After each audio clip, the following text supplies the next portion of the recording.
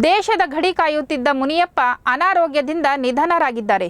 ಕೋಲಾರದ ಅಗ್ರಹಾರ ಸೋಮರಸನಹಳ್ಳಿಯ ವೀರ ಯೋಧ ಮುನಿಯಪ್ಪ ಬಿಎಸ್ಎಫ್ ಸಿಬ್ಬಂದಿಯಾಗಿದ್ದು ಹಿಮಾಚಲ ಪ್ರದೇಶದಲ್ಲಿ ಕರ್ತವ್ಯ ನಿರ್ವಹಿಸುತ್ತಿದ್ದರು.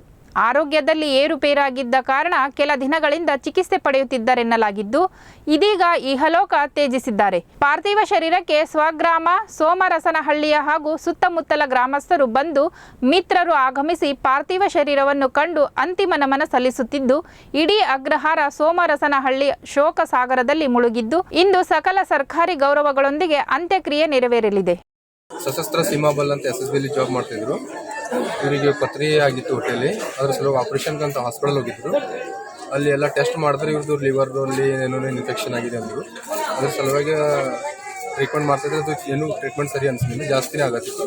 ಮತ್ತು ಚಂಡೀಗಢ PIG ಅಂತ ಹಾಸ್ಪಿಟಲ್ ಇತ್ತು, ಅಲ್ಲಿ ಕಳಿಸಿದ್ರು. ಅಲ್ಲಿನೂ ಏನು ಟ್ರೀಟ್ಮೆಂಟ್ ಫಲಕಾರಿ ಆಗದೆ ಈ ಸಿಚುವೇಶನ್.